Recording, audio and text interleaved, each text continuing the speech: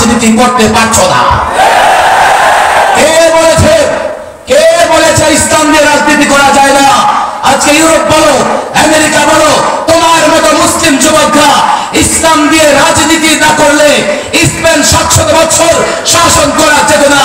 Spain শাসন করা যেত না মুসলিমরা যদি স্পেন ইউরোপ শাসন না করতো। আজও ইউরোপিয়ানরা পাহাড়ের গর্তে বসবাস করতো। জানো নাও, মোদির অফিস থেকে 100 গজ দূরে দিল্লি গেটের দিকে তাকাও, যেখানে ভারতের স্বাধীনতা যুদ্ধে শহীদ হওয়া 93,000 শহীদদের নাম লেখা আছে। তুমি তালিকা পড়তে থাকো, একটা, দুইটা, তিনটা, চারটা মুসলমানদের নাম, এরপরে একটা আসবে অমুসলিমদের নাম দিয়েছে। আগামীতে যদি দেশের স্বাধীনতা রক্ষার জন্য, ইমান পাহারা দেওয়ার জন্য, ইসলাম পাহারা দেওয়ার জন্য, আমল পাহারা দেওয়ার জন্য এক সাগর রক্তের প্রয়োজন হয়, কারা কারা রক্ত দিতে ব্যস্ত ইসলামের আলো ঘরে ঘরে ছড়াই দিতে হবে। দিব তো ইনশাআল্লাহ। 90 ছাত্র কলেজে চলে যায়, আগে পাস করার পরে ওই 10 সহ এগুলো গিয়ে কলেজ ইউনিভার্সিটিতে এডমিশন দেয়, পরীক্ষা দিয়ে এডমিশন দেয়। হ্যাঁ, কিছু ছাত্র ফাজেলও এডমিশন দেয়, কিন্তু ফাজেলে ক্লাসে বসে না, ক্লাস করে কলেজে। আমরা যখন 200 ছাত্রের একটা ক্লাসে যাই, তখন গিয়ে দেখি 2 জন ছাত্র নাই। এইভাবে যদি ফাজেল আর কামেল হয়, তো কাল দেখা যাবে ফাজেল কামেল দেখে কোনো লাভ নাই, ছাত্র নাই। আমি কোনো সিদ্ধান্ত দিচ্ছি না, আলেমদের বলছি একটু চিন্তা করেন। আমাদের কওমি মাদ্রাসার যখন সনদ দেওয়া হয়, আমি টেলিভিশনে নাস্তিকদের সঙ্গে অনেক লড়াই করেছি। তাদের বড় যুক্তি ছিল, এটা হয় না, 5 পাস করবেন না, মেট্রিক পাস করবেন না, ইন্টার পাস করবেন না, ডিগ্রি করবেন না, লাভ দিয়ে মাস্টার্স পাস করে ফেলবেন। এগুলো নিয়ে টেলিভিশনে আমার সঙ্গে অনেক বিতর্ক হয়েছে।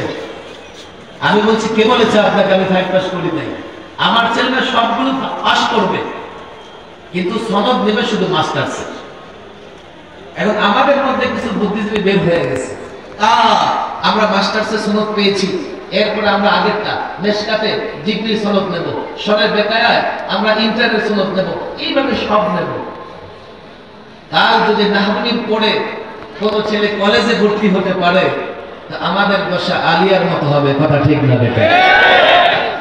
আমরা চাই যে আমাদের ছেলে দাওরা ফারেগ হয়ে যাও, এরপরে তুমি ইউনিভার্সিটিতে পড়ো, দাওরা ফারেগ হয়েও ইউনিভার্সিটিতে পড়া।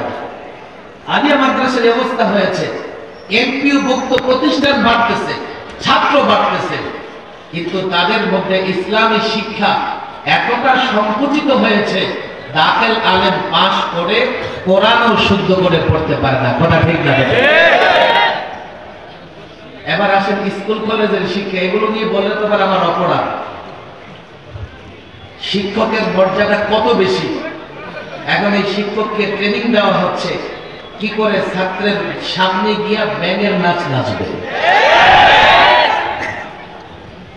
বাদশাহ আলমগীরের ঘটনা আমরা পড়েছি।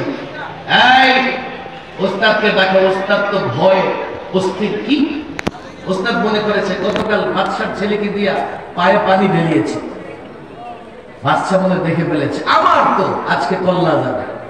বলে মৌলভী সাহেব, আমি তো ভাবছি সন্তানকে কিছু আদব কায়দা শিখাবেন, আপনি তো আদব কায়দা শিক্ষা দেন না। যাবো না, কি করেছি দেখলাম ছেলেটা শুধুমাত্র আপনার পায়ে পানি ঢালছে, আর আপনি হাত দিয়ে পা পরিষ্কার করছেন না।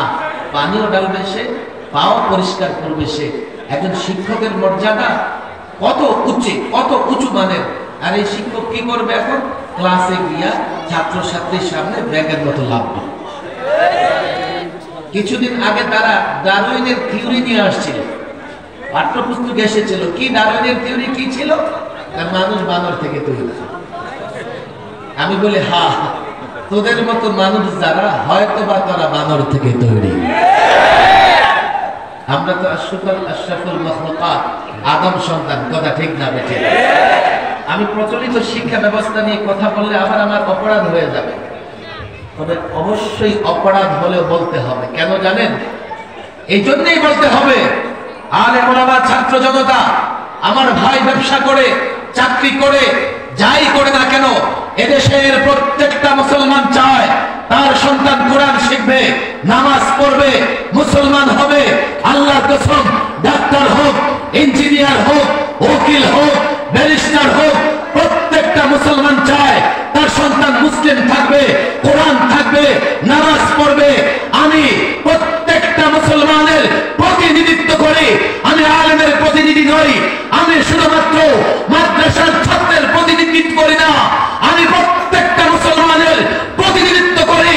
আল্লাহর কসম, টেকনাফ থেকে তেতুলিয়া, সুরমা থেকে পাথরিয়া, এই 56,000 বর্গ মাইলের বাংলাদেশে কোন একটা মুসলমানের ঈমান ক্ষতিগ্রস্ত হলে আল্লাহর কসম আমি প্রতিবাদ করব, আমি বলবো, আমি বলতেই থাকবো।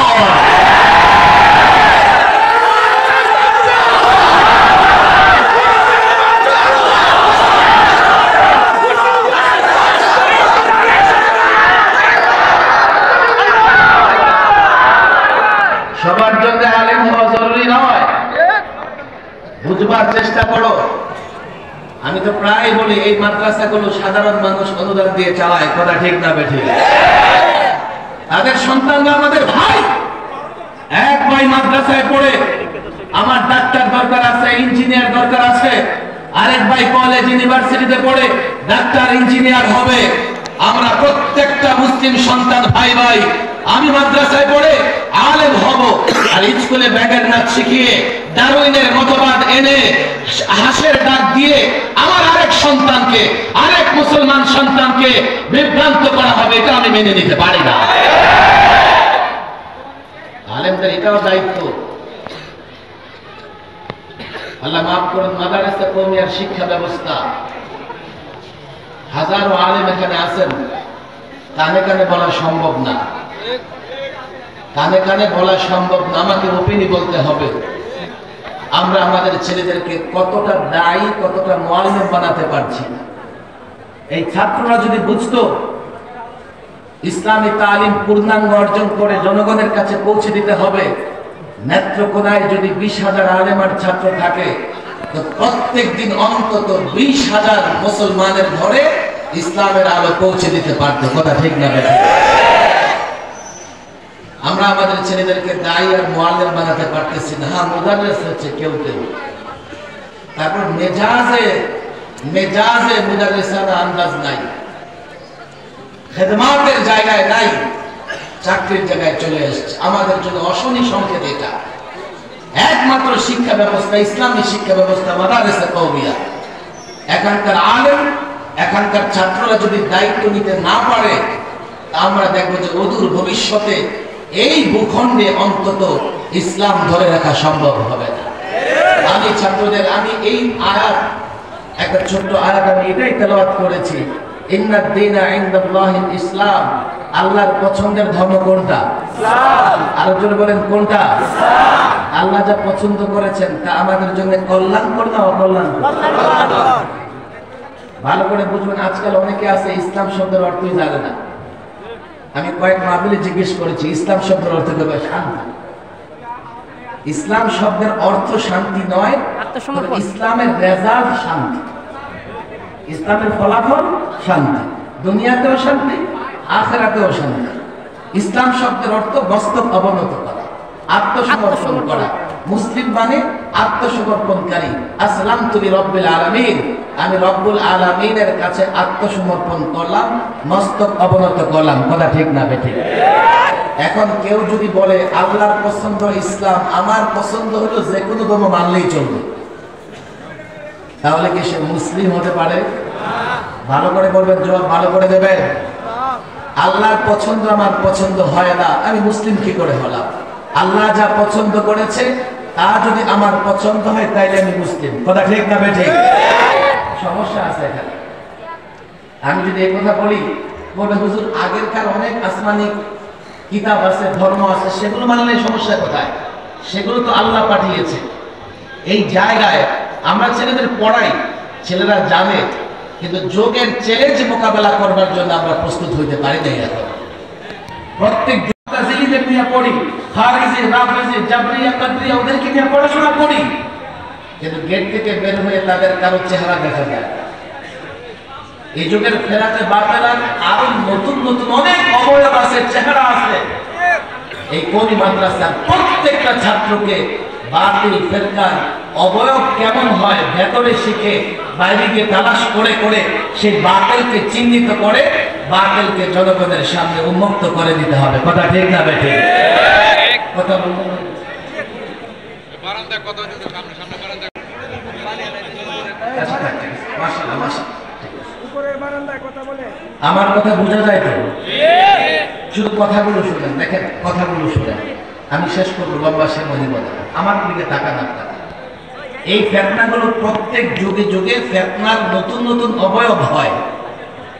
যেমন এখন একটা ফেতনা আমাদের এই ছাত্র মুফতি রিজওয়ান রফিক এটা নিয়ে কাজ করতেছে, হিজবুত তাওহীদ।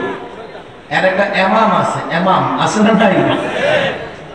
ইমাম না, সে হলো ইমাম। তার চেহারা দেখলে বোঝা যায় সে কতটা ইমাম। আল্লাহ মাফ করুন, আমি এগুলো চিহ্নিত করতে চাই না। আমি এক একটা ফেরকা চিহ্নিত করে আমার সময় লেগে যায়। আমি যেটা মৌলিক কথা বলি, আগেরকার যত ধর্মগ্রন্থ আছে তাওরাত, জাবুর, ইনজিল, কোরআন আসার পরে মানসুখ হয়ে গেছে, এগুলো আর এখন কোনোভাবেই আমলযোগ্য না। ভালো করে বুঝেন, কিছু ধর্ম আছে মানব রচিত। যেমন এক ধর্মের লোকেরা ৩৩ কোটি দেবতার পূজা করে, আছে না নাই? আমি একসময় ভাবতাম এটা মনে হয় মানুষ ঠাট্টা করে বলে, পরে দেখলাম যে না। আমি যখন ধর্মের নানা ধর্ম নিয়ে বিশ্লেষণ করা শুরু করলাম তখন দেখলাম না ঠাট্টা করে বলে না, আসলে ওরা ৩৩ কোটি দেবতার পূজা করে। আমি তখন পেরেশান হয়ে গেলাম, এক আল্লাহর গোলামি করতে পারি না, ওরা ৩৩ কোটির গোলামি কেমনে করে? এক আল্লাহকে সন্তুষ্ট করতে পারি না, ৩৩ কোটিকে সন্তুষ্ট কেমনে করে? পরে বুঝলাম আসলে ওদের কাছে সন্তুষ্ট করা, গোলামি করার তো কোনো সুযোগ নাই, কারণ সে তার খোদাকে নিজেই সৃষ্টি করেছে। আমাদেরকে আমাদের খোদা সৃষ্টি করেছে, কথা ঠিক না বেঠিক? আর সে যার সামনে সেজদা করে যদিও খোদা বলে, আসলে ওইটা তার খোদা না, সে তার খোদা। সন্তুষ্ট করার দরকার নাই। ২-৪-৫ দিন একটু ঢোল ডগর পিটায় ফোটায়া ৫ দিন পরে বিসর্জন, খোদ খোদারাই বিসর্জন দিয়ে দিল।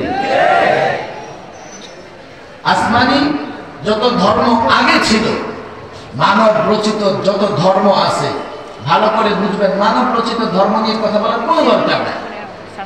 এগুলো অনুর্বর মস্তিষ্কের কল্পনা প্রসূত কিছু কল্প আর কাহিনী। এগুলার কোনো না বাস্তবতা আছে, না এগুলো কোনো লজিক আছে, না কোনো যুক্তি আছে। যুক্তি থাকলে আপনি এই জায়গায় আসেন, তুমি যা তৈরি করেছো এটা তোমার সৃষ্টিকর্তা কেমন না, বরং তুমি এটা তার সৃষ্টিকর্তা। আল্লাহ মাফ করুক, বুখারী শরীফের এক বর্ণনা এবং এসছে কিছু সাহাবী পরবর্তীতে বলে যে আমরা কত বোকা ছিলাম। কেন? আমরা আমাদের খোদা কেমনে চিহ্নিত করতাম, সিলেক্ট করতাম। বান্দা খোদা সিলেক্ট করত, বান্দা খোদা নির্বাচন করত। কিভাবে? সফরে বের হয়েছি, রান্না বান্না করতে হবে। রান্না বান্না করতে হলে ডেকচির নিচে ২-৪টা উঁচা জিনিস দেওয়া লাগে, না হলে ভিতরে লাকড়ি দিয়ে রান্না বান্না করা যায় না। তো আমরা পাথর খুঁজতে থাকতাম। পাথর খুঁজতে খুঁজতে ৪টা-৫টা পাথর এনে এখন ডেকচির নিচে দিয়ে রান্না করব। হঠাৎ দেখি একটা পাথর খুব সুন্দর, এই পাথরটাকে আলাদা করে রাখা এটাকে সেজদা করতে থাকতাম, এটাকে সেজদা করতে থাকতাম। আমরা কত বোকা ছিলাম। আসমানি আগের যত ধর্মগ্রন্থ বা ধর্ম ছিল, আমি শিক্ষিত সমাজকে বলবো, এখন আমাদের সবার হাতে হাতে মিস্টার গুগল আছে, আছে না নাই? আমি তো বলি মাস্টার গুগল। পৃথিবীর সব তথ্যের ভান্ডার মাস্টার গুগলে আছে। যদি আপনি সঠিকভাবে অনুসন্ধান করতে পারেন, কম বেশি পৃথিবীর সব বিষয়ের তথ্য সেখানে খুঁজে পাবেন। আপনি এখন যান, এই মাস্টার গুগলকে জিজ্ঞেস করেন, আমি একটু তাওরাতের উপরে, আমি একটু বাইবেলের উপরে কি করতে চাই, আমল করতে চাই। আল্লাহ যেই বাইবেল নাজিল করেছে নবীর উপরে যেই ভাষায়, সেই বাইবেলটা আমাকে দাও। পৃথিবীর কোথাও খুঁজে পাবে না। বাইবেলের ভাষায় কথা বলে পৃথিবীর কোনো জাতি খুঁজে পাবে না, বাইবেলও খুঁজে পাবে না। হ্যাঁ, ইতালির রোমে, লন্ডনে, আমেরিকায়, মিউজিয়ামে জাদু ঘরে গিয়ে দেখবা ওরা কিছু বাইবেল সাজিয়ে রেখেছে, কাটা সেরা পুরাতন, লেখাও বোঝা যায় না, অস্পষ্ট।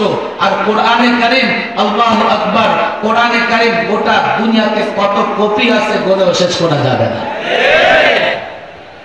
তুমি বাইবেলের উপরে কেমন আমল করবে?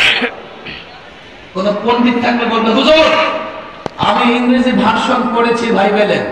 আচ্ছা যাও ইউরোপের বাজারে যাও, অন্তত 82 রকমের বাইবেল পাবে। আর মিফতাহুল উলুম মাদ্রাসা থেকে একটা কোরআন শরীফ হাতে দাও। আফ্রিকা যাও, আমেরিকা যাও, ইউরোপে যাও, মিলায়া দেখো কোন রকমের পরিবর্তন পাবে না। এবং 82 রকমের বাইবেলের কোনটার উপরে আমল করবা? আল্লাহর বড় নিয়ামত কোরআন দিয়েছে। কোরআন না দিয়ে যদি আমাদের বলতো এই তোরাও বাইবেলের উপর আমল কর, আমরা বলতাম, তো আল্লাহকে প্রশ্ন করে বলতাম যে আল্লাহ এমন এক গ্রন্থের উপর আমল করতে বলছো যার ভাষা কেউ বোঝে না। আল্লাহু আকবার, গোটা পৃথিবীতে কোটি আলেম আছে যারা কোরআনের ব্যাখ্যা, কোরআনের তাফসীর বুঝে। কথা ঠিক না বেঠিক? কোটি হাফেজ আছে। যদি আজকে এমন হয় গোটা পৃথিবীর সমস্ত কোরআনের কপিগুলো জ্বালিয়ে দেয় বা এর থেকে লেখাগুলো মুছে যায়, কাল সকালের 1 ঘন্টা 1 মিনিটও লাগবে না। যদি হাফেজদের জমা করা হয়, অন্তত বাংলাদেশেও কম পক্ষে 20 লক্ষ হাফেজে কোরআন জমা করা যায়। ভাই সম্ভবই না। ভালো করে বোঝার চেষ্টা করো, ইসলাম ছাড়া আগেরকার কোন ধর্মগুলোর উপরে আমল করা সম্ভব। তাহলে তোমরা কেমনে বলো যে অন্য ধর্ম আর ইসলাম একই রকমের? ওমাইয়াবতাগি গায়রাল ইসলামি দীনান ফালান ইউকবালা মিন। এনে পরিষ্কার ঘোষণা আসছে, পণ্ডিতি করো, ইসলাম ছাড়া অন্য কোন দিন বা ধর্ম আল্লাহর কাছে গ্রহণযোগ্য হবে না। আরে হবে না। এখন একটা সমস্যা দেখা যায় না। কি সমস্যা জানেন? হুজুর কোথায় চলে গেছে বিজ্ঞান?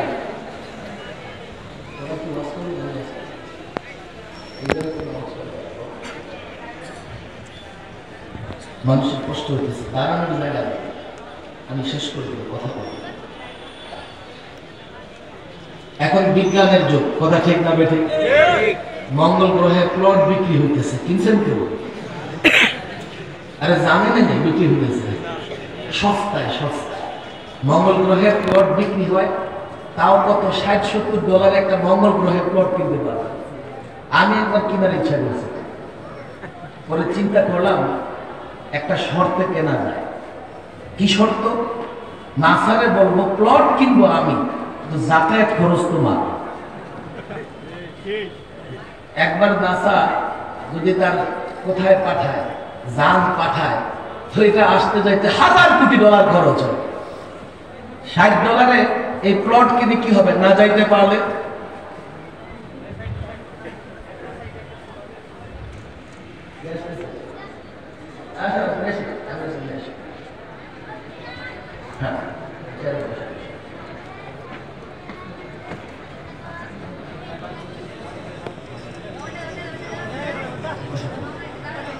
অনেক শিক্ষিত মানুষ এমন আছে যারা মনে করে বিজ্ঞানের যুগে ধর্ম চলে না। এটা মনে করে কি করে না?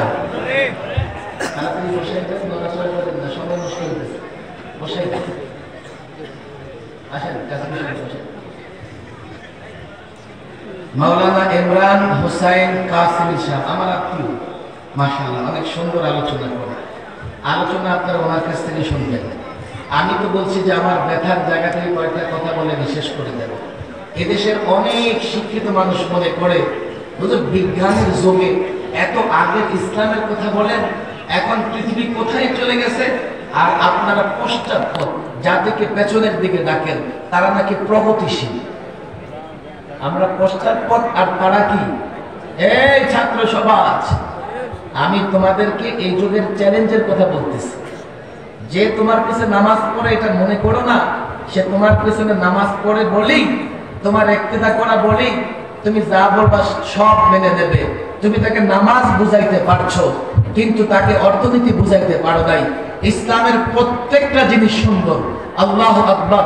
ইসলাম সুন্দরের ধর্ম, ইসলাম সৌন্দর্যের ধর্ম, ইসলাম সাম্যের ধর্ম, ইসলাম ন্যায়ের ধর্ম, ইসলাম ইনসাফের ধর্ম, ইসলাম শান্তির ধর্ম, ইসলাম বিজয়ের ধর্ম। কথা ঠিক না বেটা? তুমি তাকে নামাজ বুঝাতে পেরেছো তো তোমার পিছে একটা করে দাঁড়ায় থাকে, কিন্তু তুমি তাকে বলো যে ইসলামের যেমন নামাজ আছে, ইসলামের অর্থনীতি আছে না নাই? ইসলামের বিচার ব্যবস্থা আছে না নাই? ইসলামের রাষ্ট্র ব্যবস্থা আছে না নাই? এখানেই তো সমস্যা। সেকুলাররা বলবে না না না না, ইসলাম তো মসজিদের ভেতরের জিনিস, এটা আবার রাষ্ট্র কেমনে চালায়।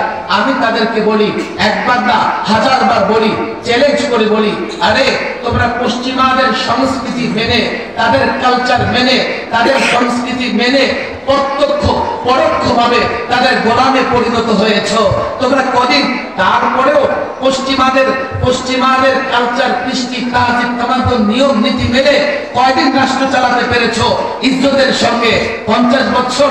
আমি বলবো এই 50 বছরেও তাদের পদলেখন করা ছাড়া তোমরা রাষ্ট্র চালানো তোমাদের দ্বারা সম্ভব নয়। ইসলাম দিয়ে এই যুব সমাজকে আমি বলি, কলেজ, ইউনিভার্সিটি, এই মুসলমান যুবক সমাজ, ইসলাম আমার বাবার সম্পত্তি নয়, ইসলামের আমি এজেন্ট নই। আমি যেটুকু ইসলামের মালিক, তুমি ততটুকু ইসলামের মালিক। ইসলামে আমাকে যতটুকু অধিকার দিয়েছে, তোমাকে ততটুকু অধিকার দিয়েছে। আমি কেবলমাত্র তোমাকে বলতে চাই, ইসলামের ইতিহাস পড়ো। তোমার মতো মুসলিম যুবকরা, তোমার পূর্বপুরুষ মুসলিমরা ইসলামের কারণে কোরআন হাতে নিয়ে 50 বছর নয়, 500 বছর নয়, 1000 বছর গোটা দুনিয়া শাসন করেছে।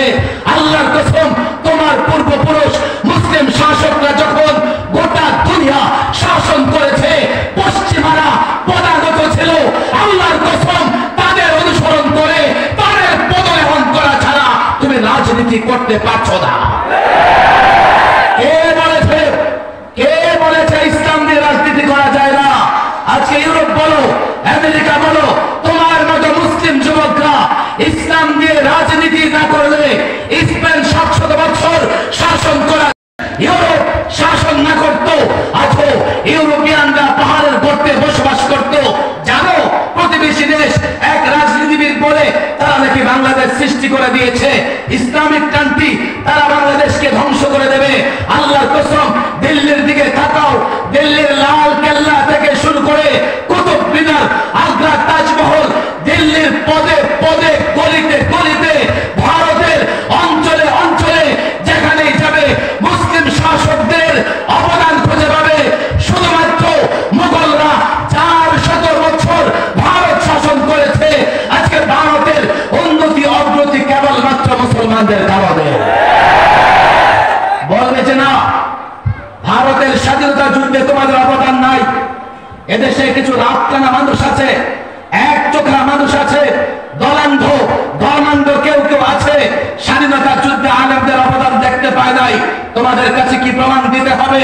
যাও মোদির অফিস থেকে 100 গজ দূরে দিল্লি গেটের দিকে তাকাও, যেখানে ভারতের স্বাধীনতা যুদ্ধে শহীদ হওয়া 93,000 শহীদদের নাম লেখা আছে। তুমি তালিকা পড়তে থাকো, 1টা 2টা 3টা 4টা মুসলমানদের নাম, এরপরে একটা আসবে অমুসলিমদের নাম। এইভাবে পড়তে পড়তে দেখবা 93,000-এর মধ্যে 3 ভাগের 2 ভাগ মুসলমান রক্ত দিয়েছে, 20,000 আলেম রক্ত দিয়ে ভারত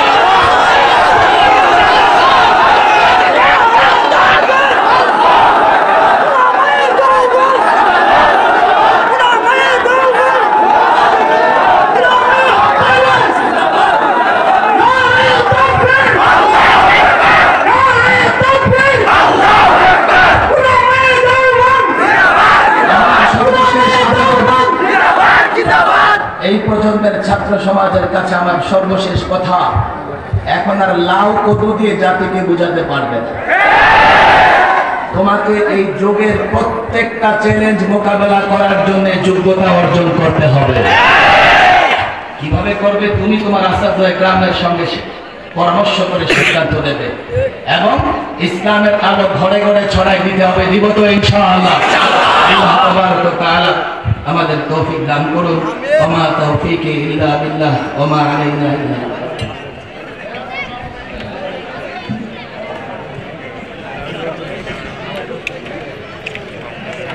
সম্মানিত তাওহীদি জনতা, সর্বস্তরের আপামর জনসাধারণ, এই পর্যায়ে আমাদের সামনে অত্যন্ত গুরুত্বপূর্ণ আলোচনা নিয়ে আসছেন জামিয়া মিফতাহুল উলুম নেত্রকোনার বার্ষিক ইসলামী সম্মেলনে আসলে ঐতিহ্যবাহী কোন দিনই প্রতিষ্ঠানে ওলামায়ে কেরাম ওয়াজ করতে কিংবা বয়ান করতে আসেন না। বিশেষ করে আমি অধম, আমি নগণ্য, আমি মনে করি ঐতিহ্যবাহী একটি দিনই প্রতিষ্ঠানের মাহফিলে আসাই আমার জন্য বড় সৌভাগ্যের। প্রায় 80 বৎসরের বেশি হয়ে গেছে এই দিনই প্রতিষ্ঠানটি। আমার মতো হাজারো আলেম, হাজারো হাফেজ কোরআন এই প্রতিষ্ঠান থেকে দ্বীনি ইলম অর্জন করে ফারিগ হয়েছেন, ফাজিল হয়েছেন। এখনো যারা উপস্থিত আছেন মঞ্চে এবং মঞ্চের সামনে, এমন অনেকেই আছেন যাদেরকে স্টেজে বসিয়ে দিলে ঘন্টার পর ঘন্টা ওয়াজ করতে পারবেন, আলোচনা করতে পারবেন। মূলত মাদ্রাসা ঐতিহ্যবাহী আর এই জমায়েত ঐতিহাসিক। আমি ক্ষুদ্র, আমি নগণ্য মনে করি যে এখানে অংশগ্রহণ করা, চাই বক্তার চেয়ারে কিংবা শ্রোতার কাতারে, আমরা যে যেখানে আছি না কেন, আমাদের এই অংশগ্রহণই আমাদের জন্য সৌভাগ্যের এবং কৃতিত্বের। যেহেতু প্রতিষ্ঠান ঐতিহ্যবাহী, সেহেতু এই এলাকার মানুষের এই প্রতিষ্ঠানের প্রোগ্রাম কেন্দ্রিক একটা উৎসব মুখর আমেজ কিংবা পরিবেশের সৃষ্টি হয়। তাই হয়েছে। এই জন্যই তো আমি দেখতে পাচ্ছি যত লোক বসা তার চাইতে বেশি লোক দাঁড়ানো আছে। আমার মনে হয় সকলকে বসতে দিলে এমন মাঠ আরো 2টার প্রয়োজন। প্রতিষ্ঠান পুরনো হয়েছে, জায়গা তো আর বাড়ে না। ইদানিং প্রাচীন প্রতিষ্ঠানগুলোতে গেলে আমি কর্তৃপক্ষ, মাদ্রাসা কমিটি, মোতায়েম সাহেব, তাদের কাছে আমার আবেদন থাকে যে শহরের ভেতরে শাখা থাক, শহরের আশেপাশে অন্তত 50 বিঘা জায়গা নিয়ে আরেকটা শাখা খোলেন। আপনারা খেয়াল করেন, এখনই যদি অবস্থা হয়, আজ থেকে 10 বছর পরে এই মাহফিলের কি অবস্থা হবে? তখন এই প্রতিষ্ঠান কোথায় মাহফিল আয়োজন করবে?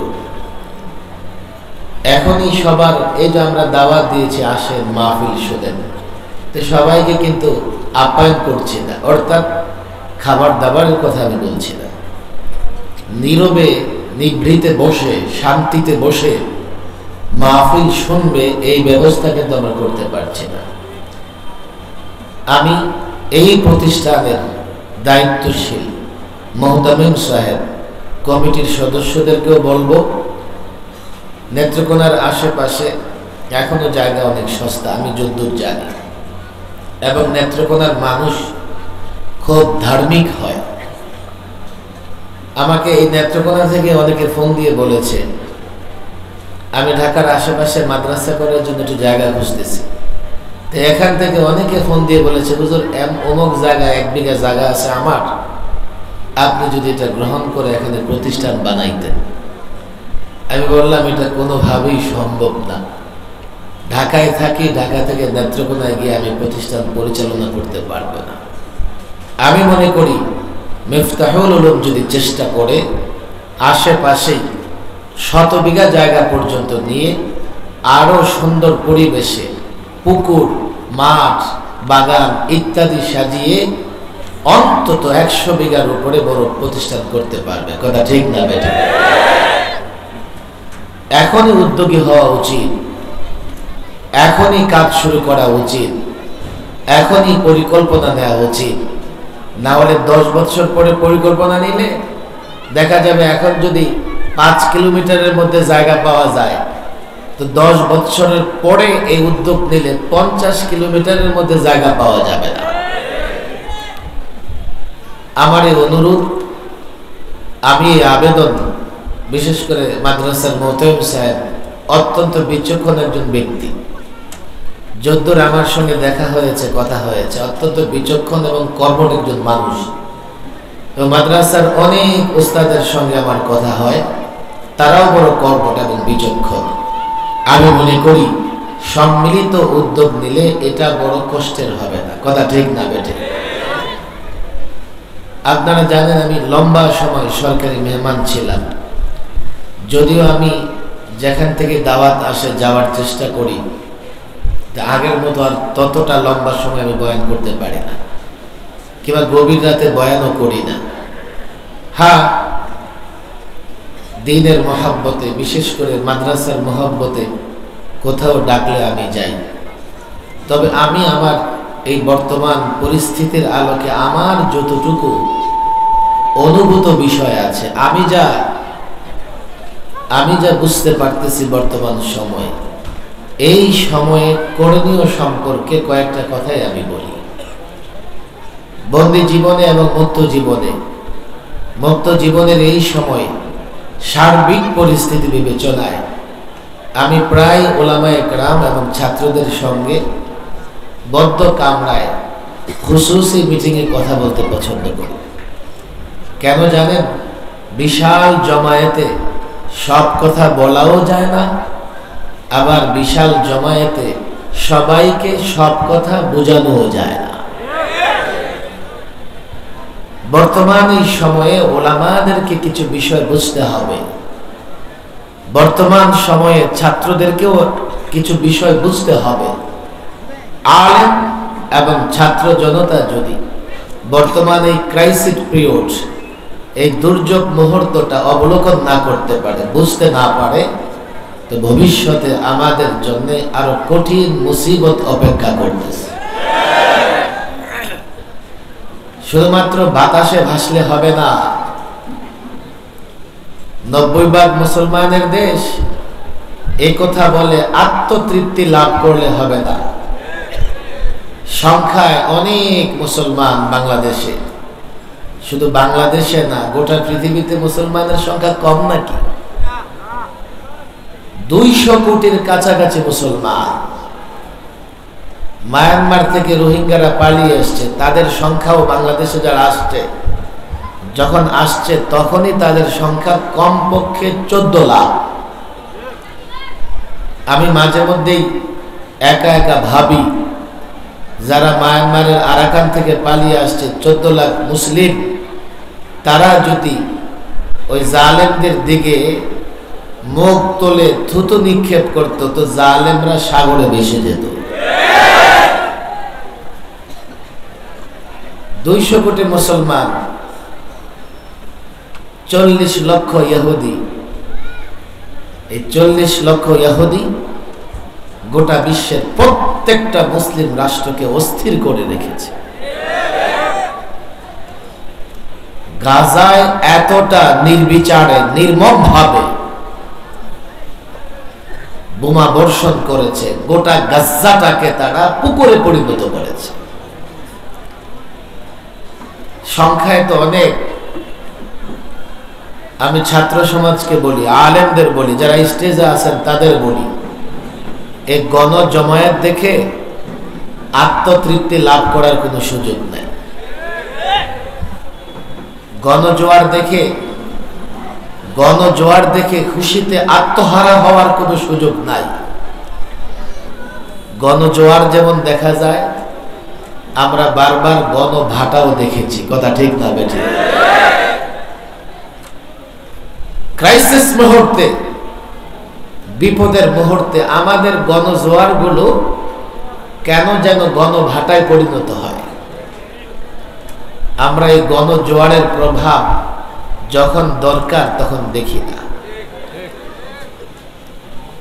এই মাহফিলগুলো বড় নেয়ামত, মাহফিলগুলোর প্রয়োজন আছে, কিন্তু এই মাহফিলগুলো দেখে দেখে এতটা আত্মতৃপ্তি লাভ করা, খুশিতে বাগবাগ হওয়া, আনন্দে আত্মহারা হওয়া যে আমরা এদেশে ইসলাম কায়েম করে ফেলেছি, বা এদেশে আমরা চাইলেই ইসলাম কায়েম করতে পারবো, কিংবা আমরা চাইলেই এই জনতাকে নিয়ে ইসলাম প্রতিষ্ঠার আন্দোলন করতে পারবো, এর পেছনে বাস্তবতা হচ্ছে এই গণজোয়ার যখন প্রতিবন্ধকতা সৃষ্টি হয়, বাধার সম্মুখীন হয়, এই গণজোয়ার গণভাটায় পরিণত হতে এক মুহূর্ত সময় লাগে না।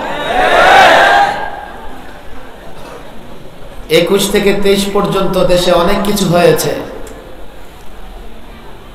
আলেম ওলামা, যুবক সহ 2600 দ্বীনের সৈনিক, দ্বীনের কর্মী নানা মেয়াদে বন্দী ছিল, এখনো অনেকে বন্দী আছে।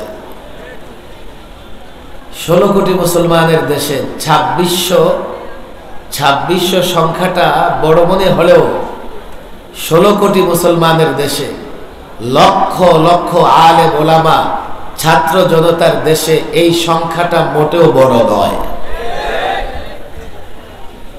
অথচ আমরা কি দেখলাম? ভয়ে, আল্লাহ মাফ করুন, ভীত সন্ত্রস্ত হয়ে অনেকেই নিজের জায়গা পরিবর্তন করেছে, আদর্শ থেকে বিচ্যুত হয়ে গেছে। হ্যাঁ, কেউ কেউ লোভে পড়েছে, কেউ কেউ লোভে পড়ে নিজেকে কুরবানির গরুর হাটের মতো, আমরা যেমন সাজায়া কুরবানির পশু, কুরবানির গরুর হাটে উঠাই, কেউ কেউ নিজেকে বিক্রি করবার জন্য হাটে উঠাইছে। এটা নতুন নয়, অনেক পুরনো ইতিহাস। কিন্তু যারা মনে করে, যেই ছেলেরা মনে করে, যে আলেমরা মনে করে দ্বীন প্রতিষ্ঠার জন্য লড়াই করবে, দ্বীন প্রতিষ্ঠার জন্য সংগ্রাম করবে, আমি যখন তাদেরকে ভীত দেখি, আমি যখন তাদের কাপুরুষের ভূমিকায় দেখি, তখন আমার কাছে এই গণজোয়ারগুলোর কোনো মূল্য থাকে না।